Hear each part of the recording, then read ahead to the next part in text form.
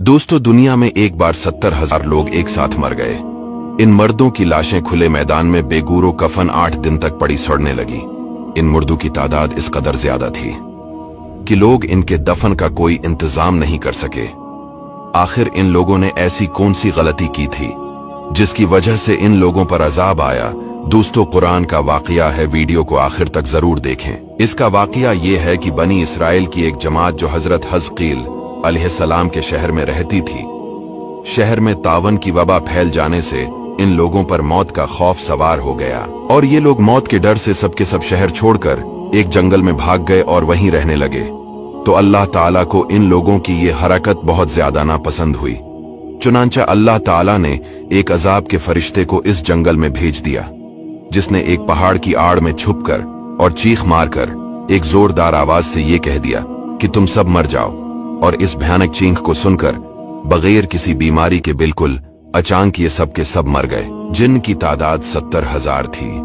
इन मर्दों की तादाद इस कदर ज्यादा थी कि लोग इनके कफन और दफन का कोई इंतजाम नहीं कर सके और इन मर्दों की लाशें खुले मैदान में बेगूरो कफन 8 दिन तक पड़ी पड़ी सड़ने लगे और बे इंतहा बदबू से पूरे जंगल बल्कि इसके अतराफ में बदबू पैदा हो गई। कुछ लोगों ने इनकी लाशों पर रहम खाकर चारों तरफ से दीवार उठा दी ताकि ये लाशें दरंदों से महफूज रहें। कुछ दिनों के बाद हजरत हिजकील अलैहिस्सलाम का इस जंगल में इन लाशों के पास गुजर हुआ तो अपनी कौम के 70,000 इंसानों की इस मौत नागहानी और बेगोरो कफन लाशों की फरावानी देखकर रंजो गम से इनका दिल भर गया। अब दीदा हो गए और बारी ताला के दरबार में दुख भरे दिल से दुआ मांगने लगे कि या अल्लाह, ये मेरी कौम के अफराद थे जो अपनी नादानी से ये गलती कर बैठे कि मौत के डर से शहर छोड़कर जंगल में आ गए। ये सब मेरे शहर के बाशिंदे हैं। इन लोगों से मुझे प्यार था और ये लोग मेरे दुख सुख के शरीक थे। अफसोस कि मेरी कौम हलाक हो गई और मैं बिल्कुल अकेला रह गया।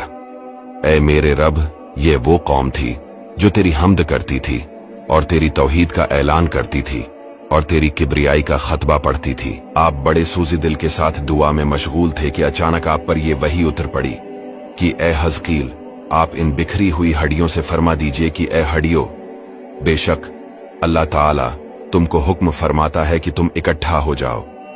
ये सुनकर बिखरी हुई हड्डियों में हरकत पैदा हुई और हर आदमी की हड्डियां जमा होकर हड्डियों के ढांचे बन गए। फिर ये वही आई कि ए हिजकील, आप फरमा दीजिए कि ए हड्डियों, तुमको अल्लाह का ये हुक्म है कि तुम गोश पहन लो। ये कलाम सुनते ही फौरन हड्डियों के ढांचों पर गोश पोस्त चढ़ गए। फिर तीसरी बार ये वही नाजिल हुई, ए हिजकील, अब ये कह दो कि ए मर्दू, खुदा के हुक्म से तुम सब उठकर खड़े हो जाओ। चनांचे आपने ये फरमा दिया तो आपकी जबान से ये जमला निकलते ही 70,000 लाशें दमजदन में अचानक खड़े हो गए। फिर ये सब लोग जंगल से रवाना होकर अपने शहर में आकर दोबारा आबाद हो गए और अपनी उम्रों की मद्दत भर जिंदा रहे। लेकिन इन लोगों पर इस मौत का इतना निशान बाकी रह गया कि उनकी औलाद के जिस्मों से सड़ी हुई लाश की बदबू बराबर आती रही और ये लोग जो कपड़ा भी पहनते थे वो कफन की सूरत में हो जाता था और कब्र में जिस तरह कफन मेला हो जाता था, ऐसा ही मेलापन इनके कपड़ों पर नमूदार हो जाता था। चनांचा ये उस रात आज तक इन यहूदियों में पाए जाते हैं जो इन लोगों की नस्ल से बाकी रह गए। इस अजीबो गरीब वाकया का जिक्र कुरान मजीद में अल्लाह ताला ने सूरा बकरा में बयान फरमाया है। बनी इसराइल के इस वाकया से हिदायत मिलती हैं। आदमी मौत के डर से भागकर अपनी जान नहीं बचा सकता, लिहाजा मौत ही है जिससे भागना बिल्कुल बेकार है। अल्लाह ताला ने जो मौत मुकर्रर फरमा दी है वो अपने वक्त पर जरूर आएगी।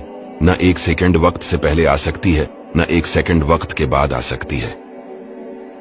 लिहाजा बंदों को लाजिम है कि रिज़ाए इलाही पर राजी रहकर साबिर और शाकिर रहें और ख्वाह कितनी ही वबा फैले या घमसान का रण पड़े, इत्मीनान और सुकून का दामन अपने हाथ से न छोड़ें और ये यकीन रखें कि जब तक मेरी मौत नहीं आती मुझे कोई नहीं मार सकता, और जब मेरी मौत आ जाएगी तो मैं कुछ भी करूं, कहीं भी चला जाऊं, भाग जाऊं या डट कर खड़ा रहूं, मैं किसी हाल में बच नहीं सकता। इस आयत में खास तौर पर मुजाहिदीन को हिदायत की गई है कि जहाद से ग्रीज करना या मैदान जंग छोड़कर भाग जाना हरगिज मौत को दफा नहीं कर सकता। लिहाजा मुजाहिदीन को मैदान जंग में डटे रहना चाहिए और ये यकीन रखना चाहिए कि मैं मौत के वक्त से पहले नहीं मर सकता, न कोई मुझे मार सकता है।